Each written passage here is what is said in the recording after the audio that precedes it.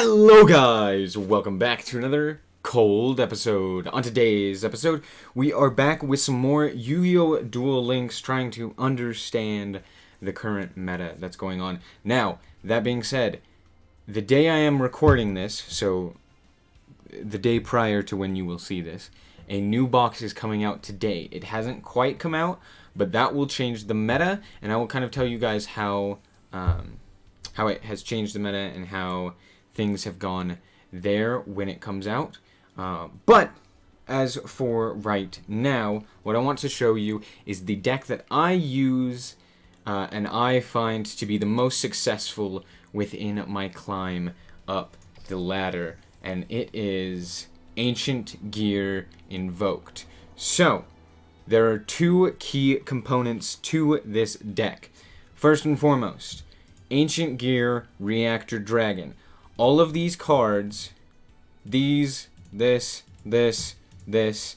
all of them are to help get this guy out onto the field. Now, why is this guy so important? Well, hold on. If this card attacks, your opponent's spell, trap, and monster effects cannot be activated until the end of the damage step. Which means, if he swings in, no effects from anywhere. No Sphere Karibo, no Drowning Mirror Force, no Wall of Disruption, no nothing, right? They could activate it at the beginning of the battle step, so if they have like an enemy controller or a World Legacy Clash or something like that, then, you know, they could activate that. If they have a Sanctified Dark Lord, they can choose to activate that as well and kind of negate this effect, and that's kind of super detrimental. However, what's great about this is, so let's read this first part. If this card was tribute summoned by tributing an Ancient Gear monster, attacks, or if this card that was tribute summoned by tributing an Ancient Gear monster attacks a defense position monster, inflict piercing battle damage to your opponent, right? That's pretty good. It means in defense position we can still do damage if we tribute our Ancient Gear Wyvern or another Ancient Gear Reactor Dragon.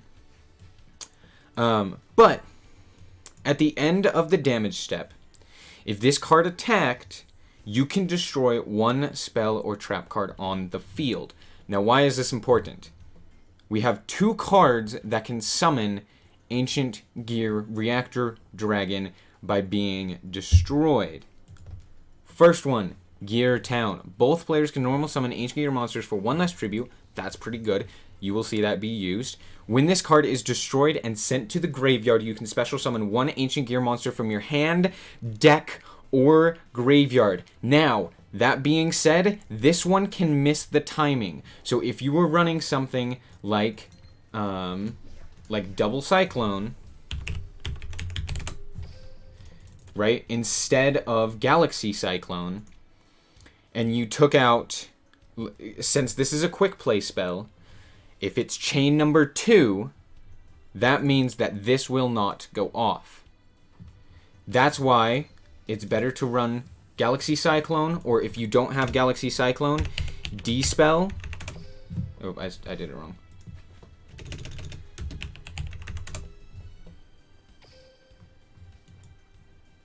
Gosh dang it. Oh, it's a hyphen, isn't it? There we go. D-Spell. Target one spell card on the field. Destroy it. Pretty good. Right? So, there you go. You can use D-Spell. You can use Galaxy Cyclone. Basically anything to try and destroy this. Careful if you do use Double Cyclone. It won't activate within a chain. Right? So if there's a chain effect, don't activate the Double Cyclone. However, we have this as a secondary option. There we go. During the turn, they were normal or special summoned. Your opponent cannot target Ancient Gear monsters you control with card effects, and they cannot be destroyed by your opponent's card effects. So, nothing can target, right? No World Legacy Clash, no enemy controller, no nothing like that, right? which is really good because those are the things that give Ancient Gears trouble, right?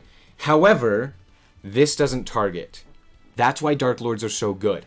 Dark Lords made Ancient Gears no longer even on the tier list. But since Dark Lords were nerfed, I think Ancient Gears have definitely risen in power. And thanks to Invokers, they're really good, right? So, you can special summon... you can play this, then anything that is summoned, any Ancient Gear monster that is summoned is protected, right?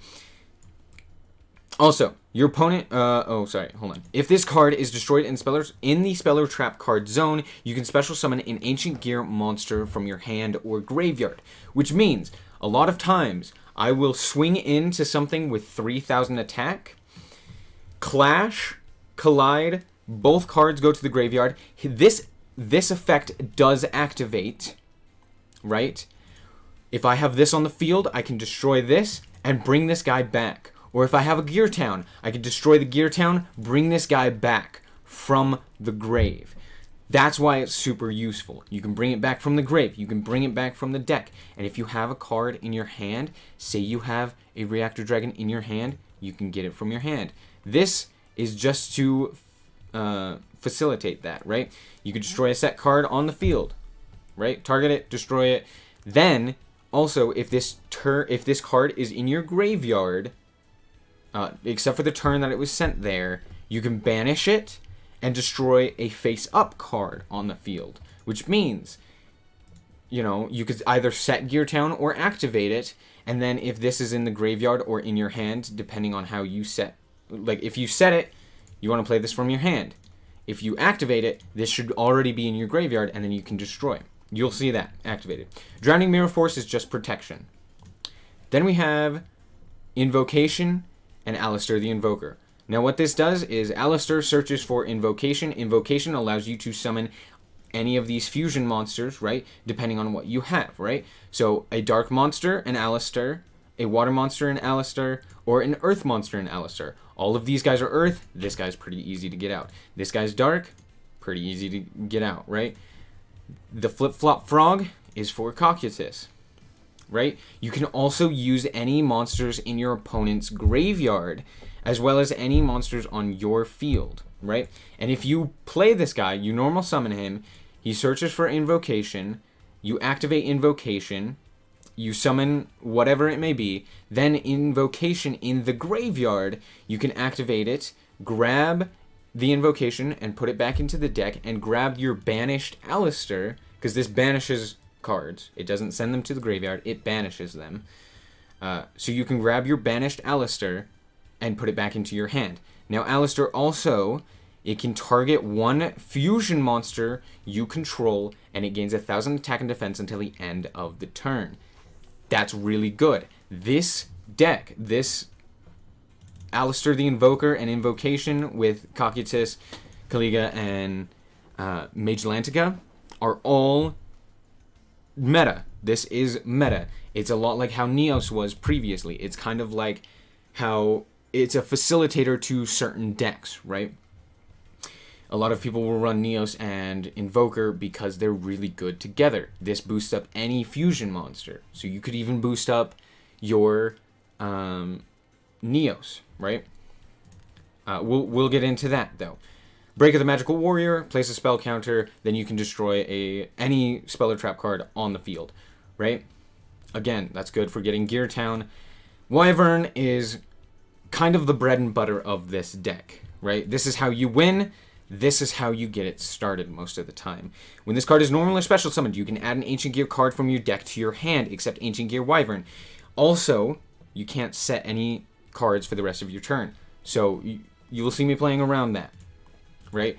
That's pretty good. And then also, if it swings in, no monster effects. That's also really good. If they just like set a card, you can just swing in, and it's like, if they have a Flip-Flop Frog, which I'll get into in a second, it negates it. No effect. Right? Really good if they have a set card and they want to flip it. Just negate it. Okay. Once per turn, you can flip this card into face down defense position. When this card is flipped face up, you can return monsters your opponent controls to your owner's hand up to the number of face up frog monsters you control. So basically, flip it up, return a card. and it's good for summoning Cocytus, which can attack in defense position, and it can't be targeted or destroyed, or it can't be targeted by card effects, and it can't be destroyed by card effects.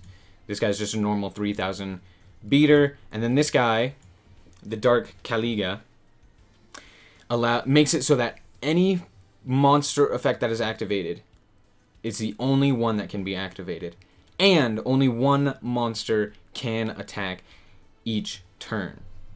Each player can attack with one monster during their battle phase. If a player's monster activates an effect, none of the monster's players can activate their effects for the rest of the turn while this card is face up on the field. There you go. Okay? Then we run Middle-Aged Mechs, which just starts out the duel with Ancient Gear Castle set, which increases the attack of your ancient... Alright guys, welcome back. So, this is our first one. We're up against Sarah, which is the newest character that was released within the game. And we get to go second. Going second is ideal. And, hey, look at that. We're going to win and win a rank. So, here we go. Start off with a great hand. We start off with Cosmic Cyclone, Gear Town, Ancient Gear Fortress, and a Wyvern. And we happen to draw another Gear Town, which is super good. They actually play really well. They Cosmic Cyclone our Gear Town. Great. But now we have this in the graveyard. We activate our Fortress so that it can't be targeted. Activate Ancient Gear Wyvern. Grab ourselves an Ancient Gear Reactor Dragon. Wyvern swing in. I have a feeling that it's going to be better to get rid of something and make sure that it can't activate its effect. However, they're playing Fabled, which is a really weird deck, and I haven't seen... This is the first time I've ever seen someone actually play this deck on the ladder. So this was a really cool, interesting duel, and I was kind of reading a lot during this. But they Synchro Summon, they get their Synchro out. This guy draws a card. You can draw until you have 2 cards in your hand. Discards a card. Activates this. Synchro Summons for the level 8. We now have 2 counters on our Ancient Gear Castle. Keep that in mind. Their turn takes a really long time. They have enough for level 11, but they don't have a level 11. They swing in, do a whole bunch of damage. We're down to 2,000. We draw our Galaxy Cyclone. We use our Ancient Gear Castle. We swing in with our Ancient Gear Reactor Dragon. Using our Gear Town, activate another Ancient Gear Reactor Dragon, swing in, and then we just sit. We want to keep this around. Snipe Hunter, he gets a 3. Really sad. But he's only got the 1 Snipe Hunter, right? He gets a 6. This was really lucky. He ripped into the 1 card that he needed to win. And he didn't win. He rolled 2 6s, and I was so happy. Had he got one other number other than 6 or 1, we would have lost. Snipe Hunter destroys cards. If you roll, you could discard a card, then target a card on the field, roll a 6-sided die and destroy it unless the roll is 1 or 6. He got 2 6s in a row, which was perfect for us. And I'm really sad for him, but that was really good for us. And I'm really glad that that happened. Because, he got super lucky with just ripping into it. He had 2, and he ripped into 1. So that I wasn't too upset about. But, yeah. We kind of got lucky with that one, but it was still really cool. Again, we go second. A lot of these, you'll notice that we go second. This is actually an insane hand. It's not great, but it can be really good. And in this situation, it is. Sub-Terrors are really scary if they have their trap. If they don't, they're not as scary for Ancient Gears, because we can just swing over them and they can't activate anything. If they have their trap, it's a little bit more dangerous, because they can just flip over and banish our card. However, that wasn't the case, and we happened to rip into a second Galaxy Cyclone, allowing us to get out 2 Ancient Gear Reactor Dragons. Now, I run 3. Some people like to just run 2 Ancient Gear Reactor Dragons, but I run 3. I think it is better, because then you get situations like this, where you can have all 3 of your Reactor Dragons swing in and have nothing be able to go off. And then he just surrenders. He sets, he realizes he can't do anything. That was an insane hand. Alright, let's hop into the next one. Real quick.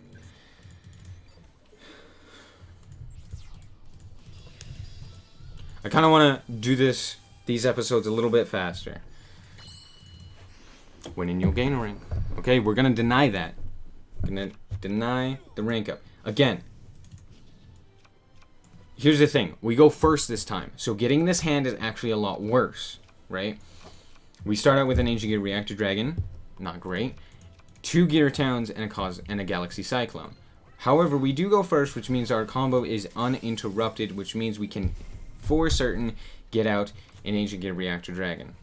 Now, most of the time, you're going to want to get out an Ancient Gear Reactor Dragon. I think almost all of the time, you're going to, rather than pulling a Wyvern. Even though with a Wyvern, you could grab yourself an Ancient Gear Fortress and then Ancient Gear Fortress and kind of protect it. But it only works for the turn that they are on the field, right?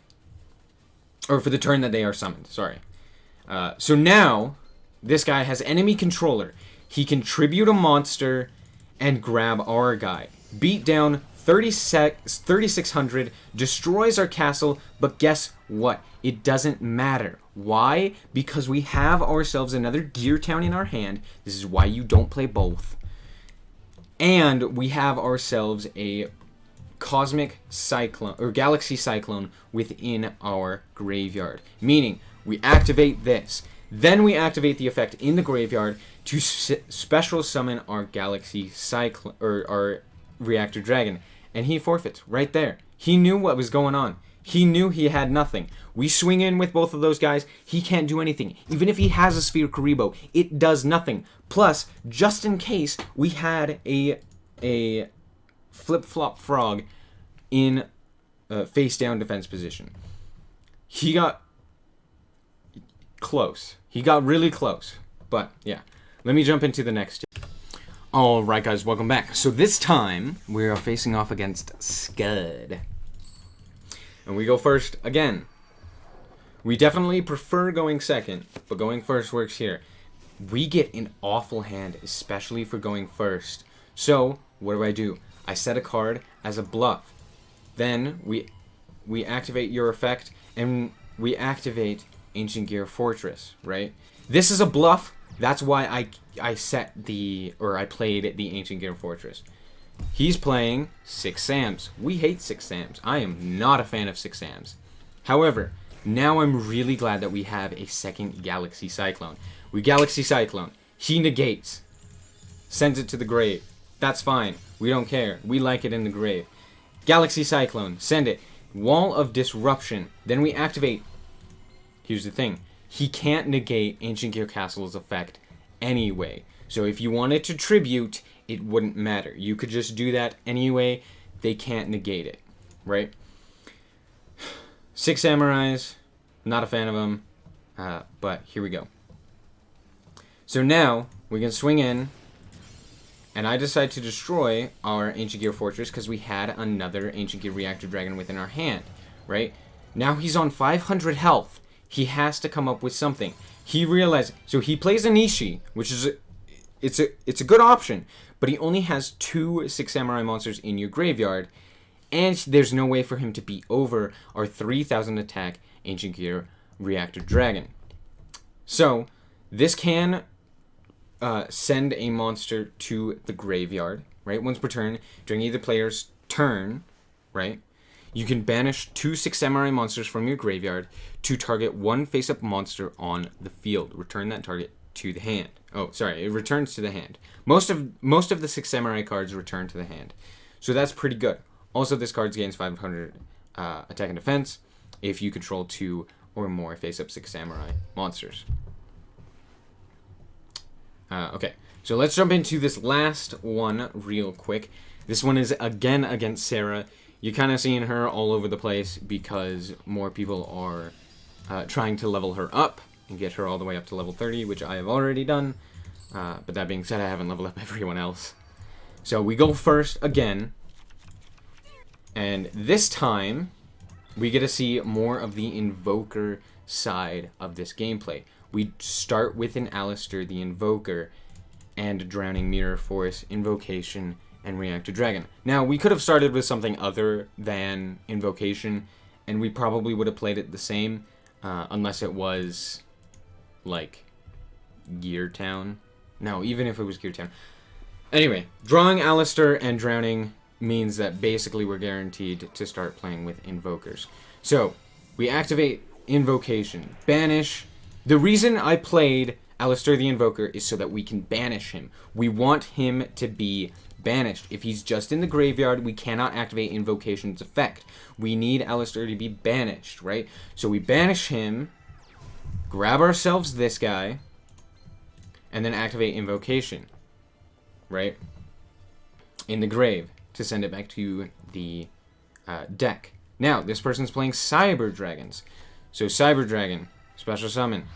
He level augmentated for a level 6 Cyber Dragon. Plays Unknown Synchron. Summons Black Rose Dragon, wipes the field, summons Cockadoodle-Doo, and swings in for 1600. Great play from him. This is a bluff. He sees that I have Drowning Mirror Force, so I'm guessing that he thinks that I have something else. That's why we set the Galaxy Cyclone. It's a bluff. I think it's always a good idea to bluff your Galaxy Cyclones if you have no other option, because it can allow you to get like a Cosmic Cyclone or something else targeting this, thinking that it's something important when in fact it's not. And sending it to the grave is fine, banishing it is fine, it's not really that big of a deal. This is a key card for your combo, but right now we're not focused on running Ancient Gears. This is what makes this card so good, is that you can implement it in so many different decks. If they don't have an extra deck, then it's great, right? And so now we literally just play off of these two cards. We just keep cycling through them. I literally only have one Alistair that I own, and I can still do this, right? So now we send the other invoked Mage Lantica, banish it to grab ourselves our other one, and then we go to swing in. He has a Sphere Karibo. How sad. Galaxy Cyclone. We get rid of his Drowning Mirror Force. That was great. See, no one expects that. No one expects that. And now we grab a Gear Town, and this is in our hand. This is fantastic. We're going to take out something. There we go. We took out his Invocation. He had Invocation. Guess what? In the graveyard, if there's not a banished Alistair, that's useless. That was a great play. Now we Cosmic Cyclone, or Galaxy Cyclone, our Gear Town. Gear Town, we activate the Ancient Gear Reactor Dragon. Then we get rid of that backline card. Guess what? It didn't really matter. That was a bluff. And then we boost up with our Invoker. We boost up to 4,000 attack for our Invoked Earth, I guess, is a better way to call it. And we swing in for 4,000. So, that's the deck. That's how you play the deck. It's pretty simple. This is what I believe to be the best way, because as you can see, if you play around Alistair, you just have more options, right? It's less likely that you are going to just randomly brick, right? Because you draw this one guy, and then you have a whole lot more options. And in Yu-Gi-Oh, it's all about limiting your opponent's options as well as giving yourself as many options as you can, right? And it starts with the deck building. So, Alistair the Invoker, pretty freaking good. That's why we run it in this deck. Now, I want to show you another viable deck. I got to King of Games last season with this deck. This was before I had Alistair the Invoker and Invocation.